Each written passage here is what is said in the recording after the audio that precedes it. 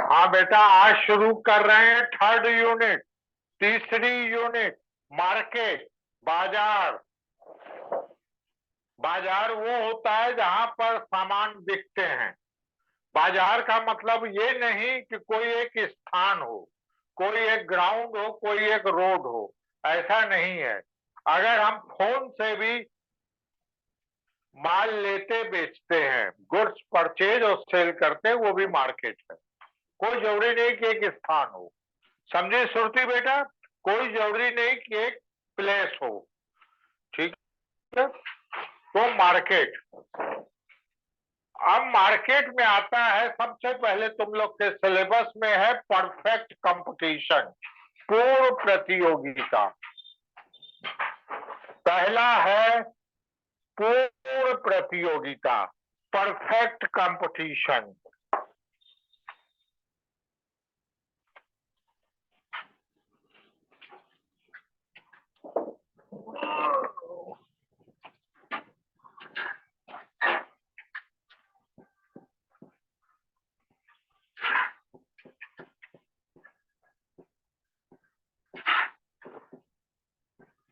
पूर्ण प्रतियोगिता।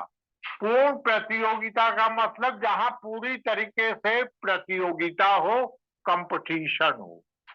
मतलब बहुत से लेने वाले हो और बहुत से बेचने वाले। Many sellers, many buyers. जब बहुत लेने वाले होंगे, बहुत बेचने वाले होंगे, तो क्या होगा? एक प्राइस हो जाएगी, सिंगल प्राइस हो जाएगी। Single price.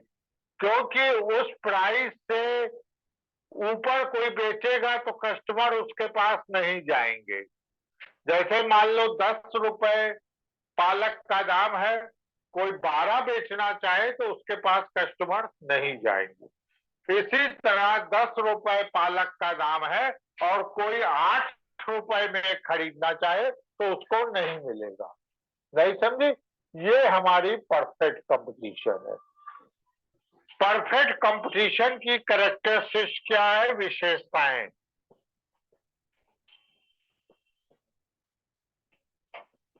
विशेषताएं हैं बहुत से बायर्स और बहुत से सेलर, बहुत से क्रेता और बहुत से विक्रेता।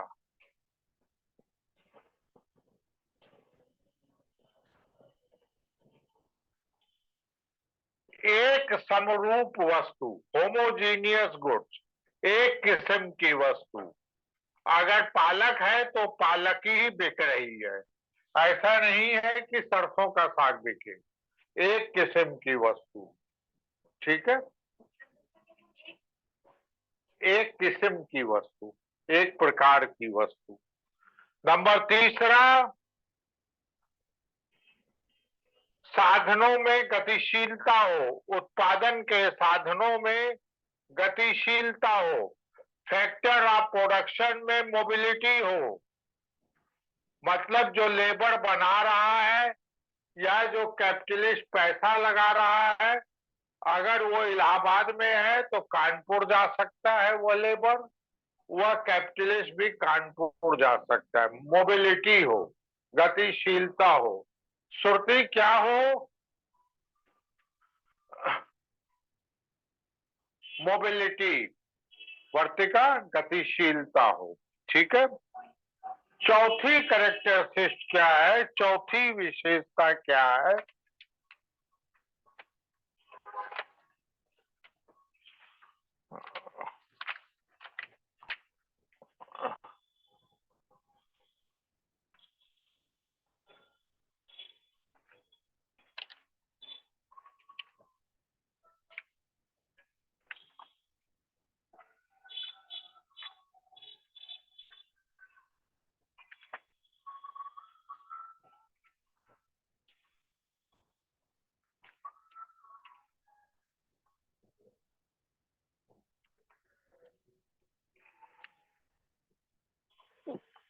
बाजार का पूर्ण ज्ञान हो, फुल नॉलेज हो, बायर्स और सेलर्स दोनों को। मतलब खरीदने वाले को भी मालूम हो कि 12 रुपए पालक बिक रही है, तो बेचने वाले को भी मालूम हो 12 रुपए, उसको पूर्ण ज्ञान हो, बाजार का पूर्ण ज्ञान हो।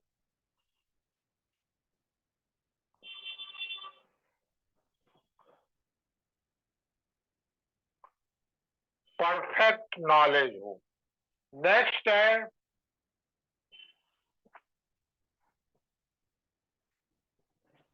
कोई भी फर्म मार्केट में आ सकती है और निकल सकती है, कोई भी फर्म बाजार में इंटर कर सकती है, न्यू फर्म बाजार में इंटर कर सकती है, और ओल्ड फर्म मार्केट से बाहर जा सकती है।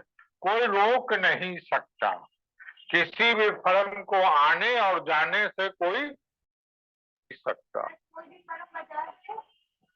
बाजार में अंदर आ सकती है, अगर उसको पालक बेचनी है वो आके टोकरी लगा के बैठ जाए। कोई भी टोकरी लगा के बेच रहा है, उसका मन नहीं पटा, वो वापस जा सकता है। नेक्स्ट है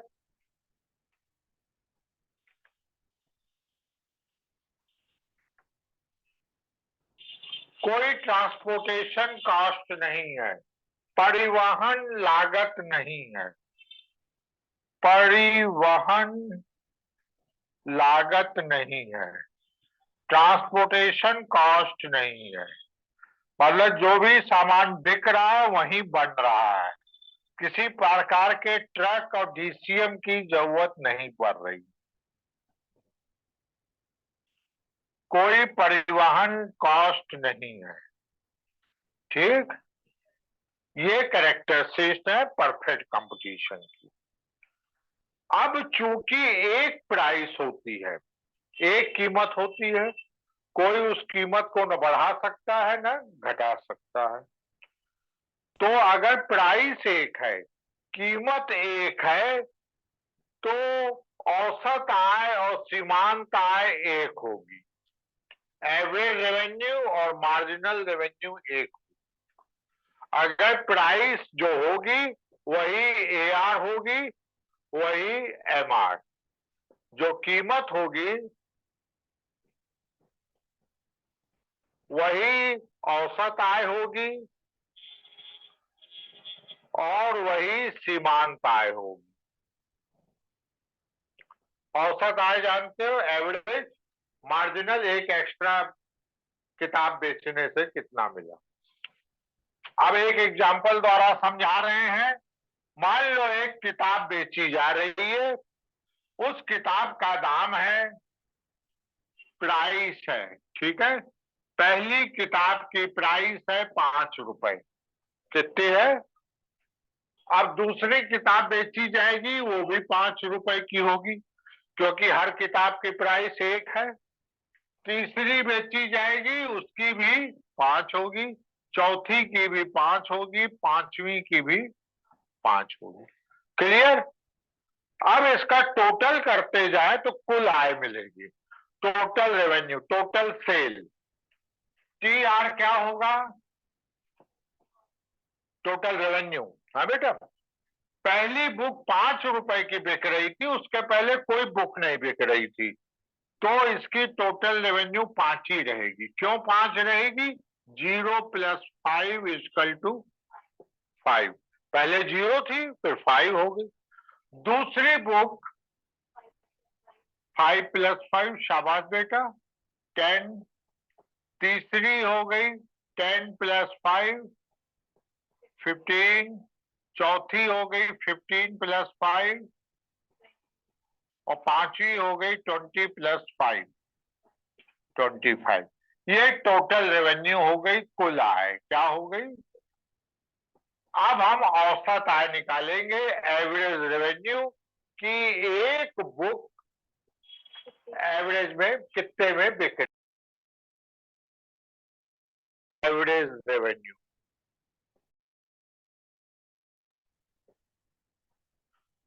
एक किताब की टोटल रेवेन्यू 5 है, तो औसत आय क्या हो जाएगी, 5/1। 5 में 1 से भाग देंगे 5, ठीक।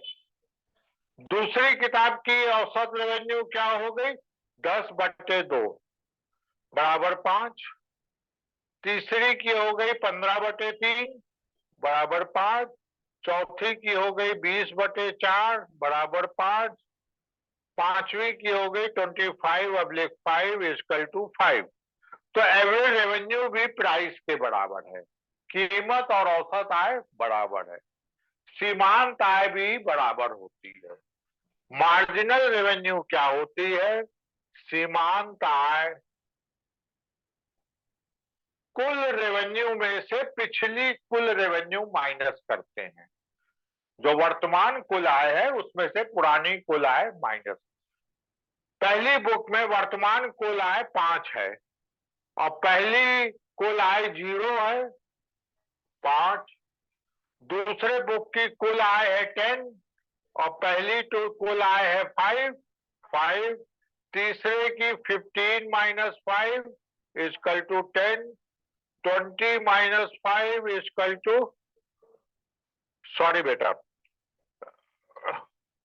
10 - 5 15 - 10 होगा बेटा। इसके पहले 10 है तो 5 आ गया। 20 - 15 5 आ गया। फिर 25 - 20 5 आ गया। ठीक, ये 20 - 5 भी 5 आ गया। तो एवरेज रेवेन्यू और प्राइस और मार्जिनल रेवेन्यू एक ही होती है। ठीक है, इसको बना लो बेटा। सुरती तुम भी बना लो बेटा।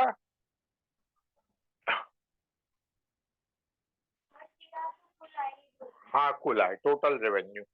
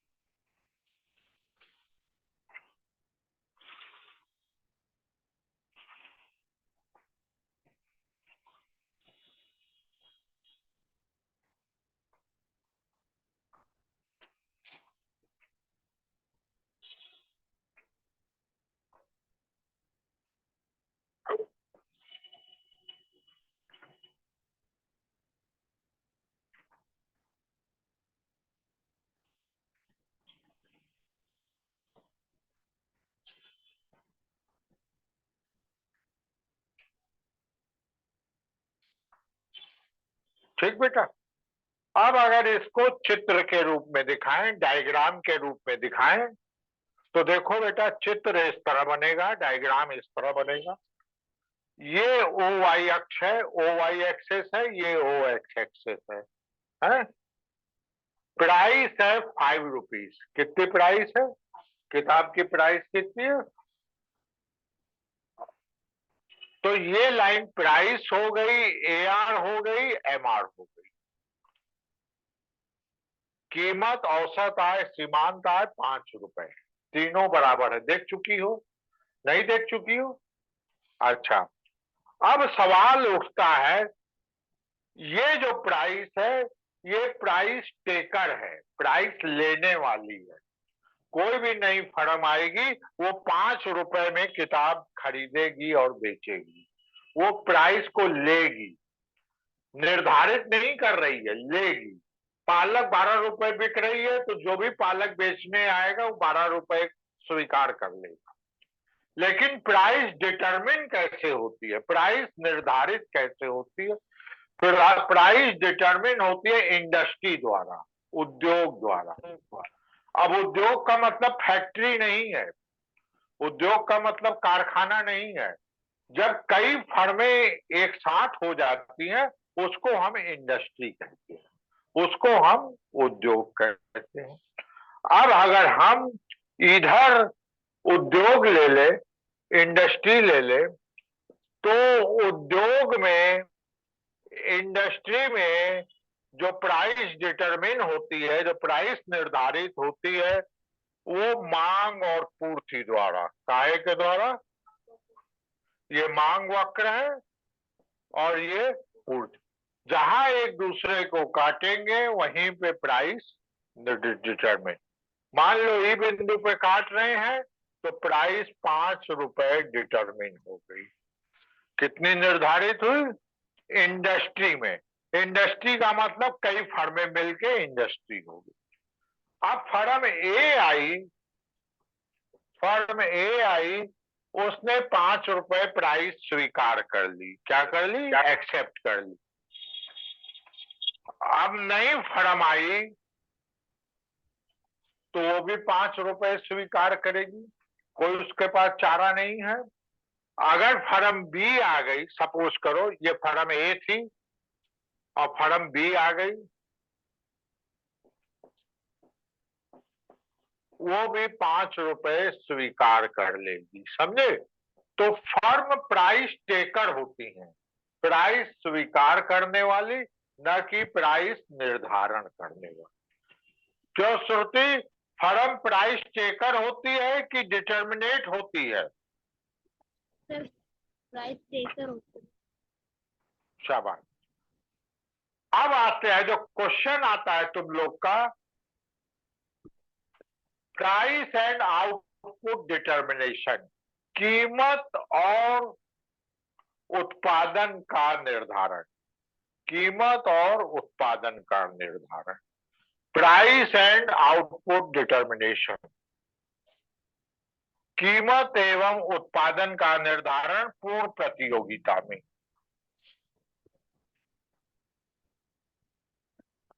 Price and output determination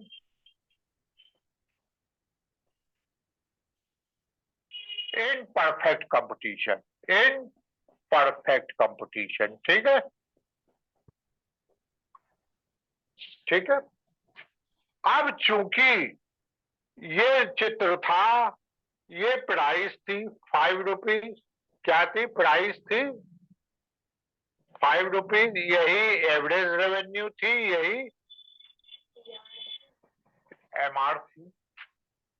price भी थी, एवरेज रेवेन्यू भी थी और मार्जिनल रेवेन्यू। एक चीज याद रखना जो तुम लोग को एमए तक काम आएगी, बीए में भी काम आएगी, एमए में भी, कि उत्पादन का निर्धारण कहां पे होता है, आउटपुट का डिटर्मिनेशन कहां पे होता है। आउटपुट का डिटर्मिनेशन है, डिटर्मिनेशन ये एकदम से याद कर लेना, जहां M R equal to M C होता है, सीमांत आय बराबर लागत की। सीमांत आय बराबर, इसमें एम आर रेखा है ना बेटा, सीमांत आय है। सीमांत लागत की जो रेखा होती है वो यू शेप की होती है, तुम लोग को पहले बता चुके हैं। तो प्रोडक्शन का डिटर्मिनेशन वहां होता है जहां एम आर इजकल टू सी। अब जो प्रोडक्ट प्राइस और आउटपुट का डिटर्मिनेशन हम देखेंगे पूर्ण प्रतियोगिता में, सबसे पहले शॉर्ट रन में देखेंगे, अल्पकाल में। काहे में देखेंगे? अल्पकाल में। अल्पकाल मतलब बहुत छोटा समय है, शॉर्ट रन में देखेंगे। अब हमें मालूम है M R equal to M C होता है, ये एम आर है, एम सी यू शेप का होता है, हमने आधे यू शेप का बनाया। ठीक? इसने एमआर को काटा ई पॉइंट पे, इंटरसेक्ट किया, नीचे हमने लंब गिराया, परपेंडिकुलर गिराया, तो हमें प्रोडक्शन मालूम पड़ गया, कितना माल प्रोडक्ट किया जाएगा और कितना सेल किया जाएगा। कितना प्रोडक्ट होगा? O Q. कितना होगा? प्रोडक्शन और सेल ओ क्यू की होगी। सुरती, कितना प्रोडक्शन और सेल होगी? अच्छा, अब हम फर्म को प्रॉफिट हो रहा है कि लॉस हो रहा है, लाभ हो रही है कि हानि, ये निर्धारित करता है एवरेज कॉस्ट। कौन निर्धारित करता है? एवरेज कॉस्ट, जिसको औसत लागत कहते हैं। क्या कहते हैं? ये लाभ और हानि का निर्धारण करता है। ये भी यू शेप का होता है, ये भी। अब प्रोडक्शन है OQ, प्राइस है 5। 5 की जगह हम OP लिख दे, ठीक। प्राइस है OP। अब हमारा एवरेज कॉस्ट कर्व है ये यू शेप का, औसत कॉस्ट कर्व, औसत लागत पर।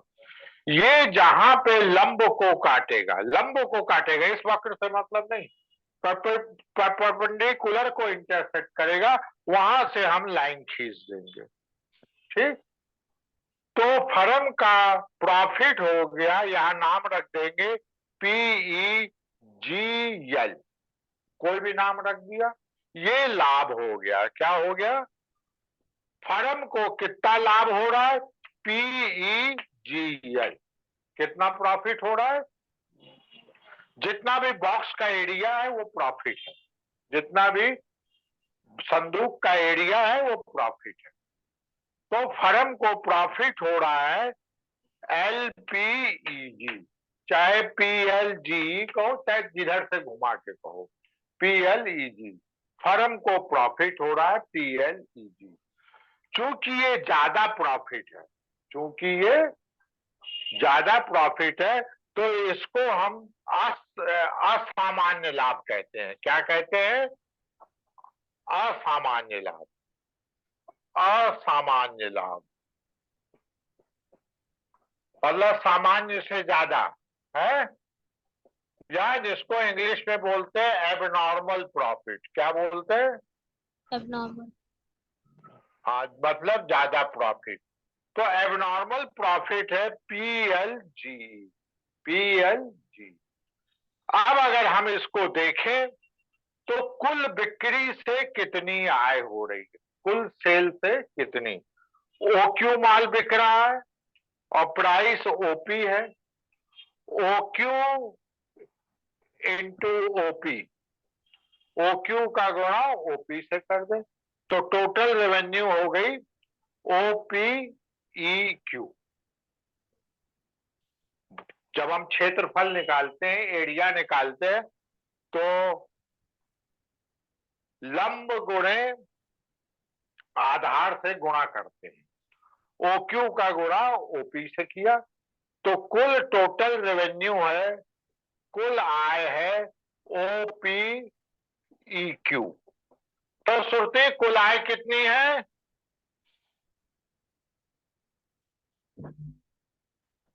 सर समझ नहीं आ रहा। टोटल रेवेन्यू है OPEQ। जी सर। कुल जो सेल से पैसा मिल रहा है OPEQ। और जी सर। बनाने में जो खर्च हुआ, जो कॉस्ट हुई, वो एवरेज कॉस्ट से डिटरमिन होती है, औसत लागत से। जी सर। कॉस्ट है, बिक रहा है OQ माल, और जी कॉस्ट है QG। कितनी है? QG जी या OL कह लो, QG या OL। तो कॉस्ट है OLGQ। ये कॉस्ट का एरिया हो गया, लागत यहां पे है ना बेटा, एवरेज कॉस्ट।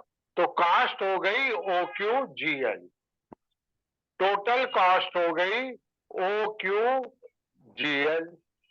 तो प्रॉफिट क्या हो गया?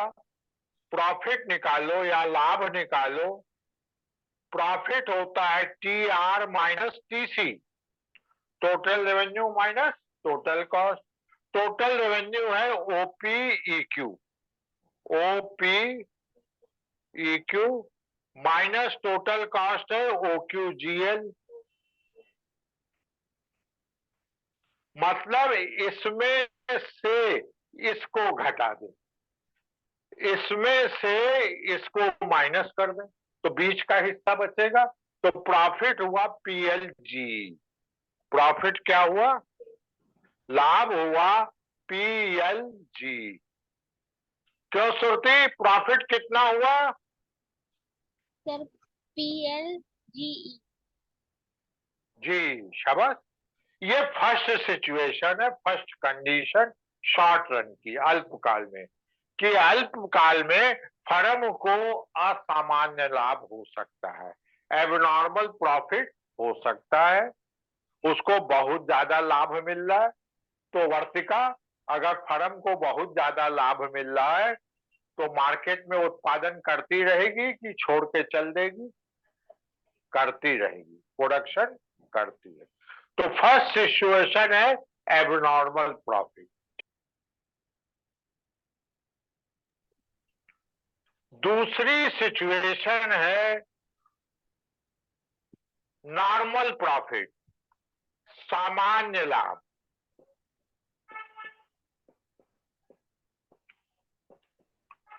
बहुत थोड़ा सा प्रॉफिट, नहीं समझे, 1-2%, नॉर्मल प्रॉफिट। अब नॉर्मल प्रॉफिट का भी चित्र इसी तरह बनेगा। ये देखो है बेटा, ये हमारा price equal to AR equal to MR है, ये MC है, प्रोडक्ट है OQ, उत्पादन है OQ। क्योंकि फर्म को थोड़ा सा प्रॉफिट मिल रहा है तो एवरेज कॉस्ट नीचे से नहीं जाएगी, ज्यादा प्रॉफिट नहीं दिखाएंगे, एवरेज कॉस्ट इसी ई बिंदु से जाएगी, इसी एवरेज कॉस्ट, औसत लागत इसी ई बिंदु से। अब तुम लोग कहोगे इसी बिंदु से जा रही है, रेखाएं तो आपस में टच कर रही हैं, मिल रही हैं, मतलब कोई प्रॉफिट नहीं हो रहा, प्रॉफिट इज जीरो। क्या है? लेकिन जीरो प्रॉफिट कभी भी नहीं होता, क्योंकि जो औसत लागत है, एवरेज कॉस्ट है, उसमें प्रॉफिट जुड़ा होता है। जो लागत होती है फर्म की, उसमें थोड़ा सा प्रॉफिट इंक्लूड, तो इस एवरेज कॉस्ट में प्रॉफिट इंक्लूड है। क्यों? क्योंकि कॉस्ट में क्या होता है, लागत में क्या होता है, कॉस्ट में होता है वेजेस, मजदूरी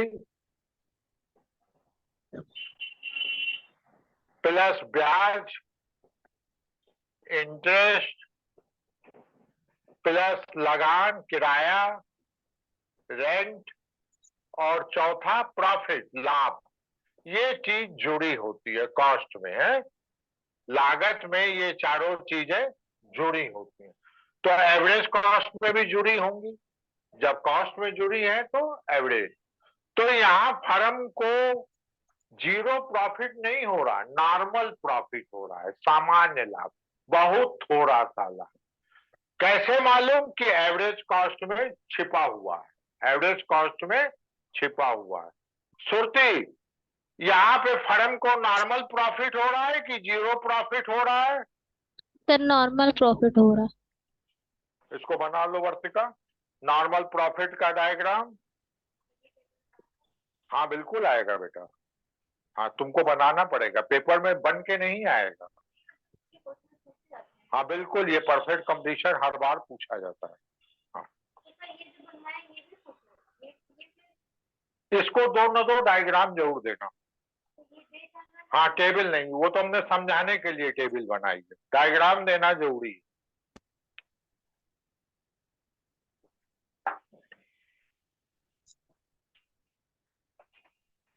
सुरती तुम भी बना लो बेटा। जी सर।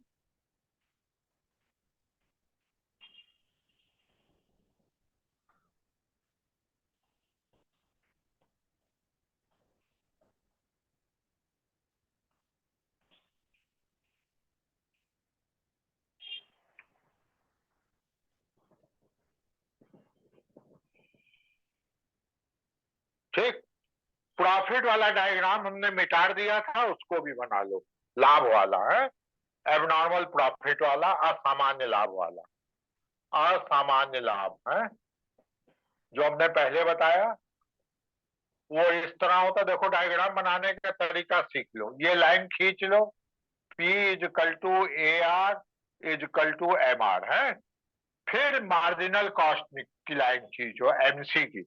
ये स्टेप बाय स्टेप खींचोगे तो कभी दिक्कत नहीं होगी। फिर जहां पे ये काट रहा है उससे लंब गिरा दो, तो उत्पादन आ गया OQ, अब चूंकि प्रॉफिट दिखाना है तो एसी नीचे रहेगा, प्राइस से नीचे रहेगा।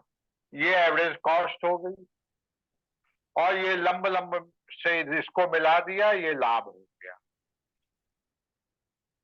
ठीक, ये असामान्य लाभ।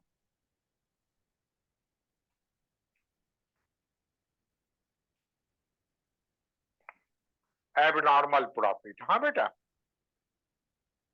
अब एक चीज बताओ, ये तो बता चुके कि असामान्य लाभ में उत्पादन करती रहेगी क्योंकि उसको लाभ मिल रहा है, सामान्य लाभ में भी उत्पादन करती रहेगी, नॉर्मल प्रॉफिट में भी प्रोडक्शन करती रहेगी क्योंकि थोड़ा प्रॉफिट तो मिल ही रहा है, तो क्यों छोड़ के जाए, वो बनी रहेगी मार्केट। तीसरी कंडीशन है, तीसरी स्थिति है हानि की स्थिति। काहे की स्थिति? हानि की स्थिति। लॉस। अब लॉस का डायग्राम भी उसी तरह बनेगा। ये प्राइस है, ये price A R M R है। सबसे पहले एमसी ड्रा करेंगे, एमसी। ये नीचे आ गया प्रोडक्शन, ओक्यू। चूंकि हमको लॉस दिखाना है, हानि दिखानी है, तो एवरेज कॉस्ट प्राइस के नीचे नहीं रहेगा, ऊपर रहेगा। कॉस्ट कीमत से ऊपर रहेगी। ये एवरेज कॉस्ट हो गया एसी, और ये लंब ऊपर एसी तक बढ़ा दिया, ये हो गया loss, P S N P. ये लॉस हो गया। नहीं समझी बेटा? जो एवरेज कॉस्ट है वो प्राइस के ऊपर रहेगा, औसत लागत कीमत से ऊपर रहेगी, तो ये लॉस हुआ। अब श्रुति बताओ, यहां पे टोटल रेवेन्यू कितनी है, सेल से कितना मिल रहा है? हाँ बता बेटा।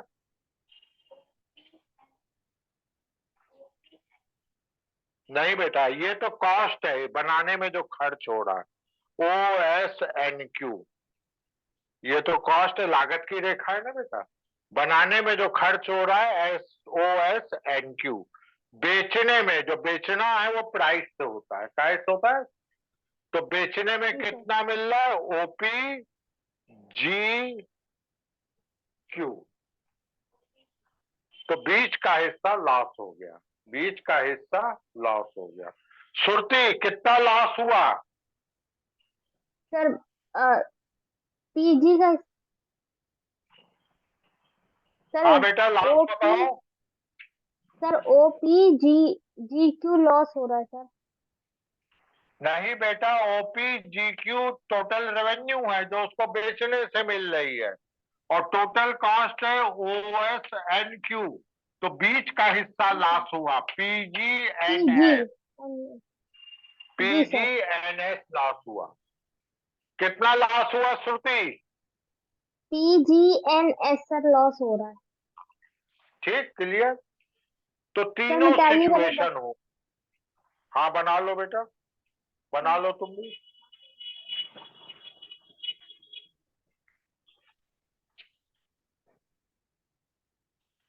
तो शॉर्ट रन में फर्म को तीन स्थितियां होती हैं, थ्री सिचुएशन।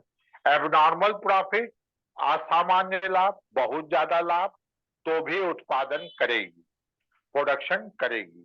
दूसरी सिचुएशन है नॉर्मल प्रॉफिट, सामान्य लाभ, तो भी प्रोडक्शन करेगी क्योंकि कुछ ना कुछ प्रॉफिट मिल रहा है।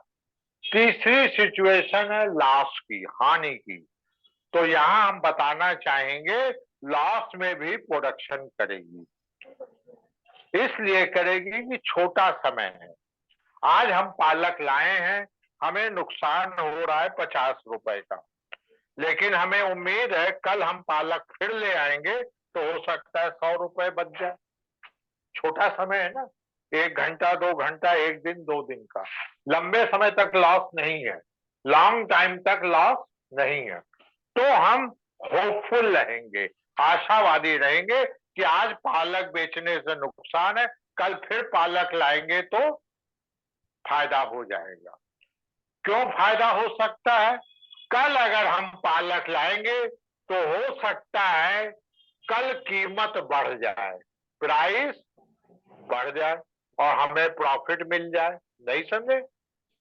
कीमत बढ़ जाए और लाभ मिल जाए। या हो सकता है कल जो हम पालक खरीद के लाएंगे वो हमें कम दाम में मिल जाए, जिससे खरीदते हैं, यानी कॉस्ट कम हो जाए। क्या हो जाए? लागत कम हो जाए तो हमें प्रॉफिट हो जाएगा, नहीं समझे? तो दोनों स्थितियां हो सकती हैं, या तो प्राइस बढ़ जाए या तो कॉस्ट कम हो जाए और कल प्रॉफिट हो सकता है। तो श्रुति, शॉर्ट रन में प्रोडक्शन कंटिन्यू रहेगा कि नहीं? सर नहीं रहेगा। लॉस की सिचुएशन में बेटा, नुकसान की जी सर। सिचुएशन में कंटिन्यूअस रहेगा, जी क्योंकि सर उसको उम्मीद है कि कल हमें प्रॉफिट हो सकता है। तो शॉर्ट रन की तीनों सिचुएशन में एबनॉर्मल प्रॉफिट, नॉर्मल प्रॉफिट और लॉस, तीनों में प्रोडक्शन करेगी फर्म। फर्म उत्पादन करेगी और बेचेगी माल, क्योंकि उसको दो स्थितियों में तो लाभ हो रहा है, तीसरी स्थिति में उसको उम्मीद है कि कल प्रॉफिट हो सकता है। हो सकता है। इसमें क्वेश्चन आएगा, एक्सप्लेन द, अरे लिखो, कीमत और पूर्ण प्रतियोगिता में अल्पकाल में कीमत एवं उत्पादन का निर्धारण। अल्पकाल में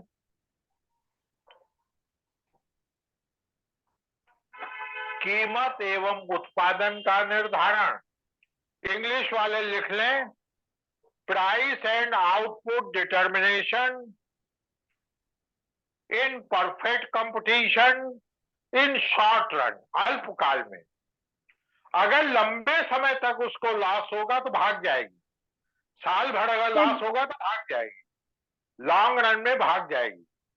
हाँ, सर क्या पूछ रहे हैं? डिटर्मिनेटर के बाद क्या चीज बेटा? Determination in perfect competition in short run. ठीक बेटा, अल्पकाल जी का सर। तुम लोग को समझ में आ गया। अब कल बताएंगे लॉन्ग रन का, दीर्घ काल का। कल बताएंगे लॉन्ग रन का, दीर्घ काल का। ठीक है, इस अल्पकाल को पढ़ लेना, कोई दिक्कत हो कल पूछ लेना है। कल सेकंड सिचुएशन बताएंगे, लॉन्ग रन, लंबा समय, दीर्घ काल। दीर्घ काल में प्रोडक्शन और आउटपुट कैसे डिटरमिन होगा, कीमत और उत्पादन किस तरह निर्धारित होगा दीर्घ काल में। दीर्घ काल का मतलब 1 महीना, 2 महीना, 1 साल, 2 साल, नहीं समझे? Long run. ठीक है, आज इतना ही बेटा। समझ में आ गया वर्तिका बेटा? घर में रिवाइज कर लेना।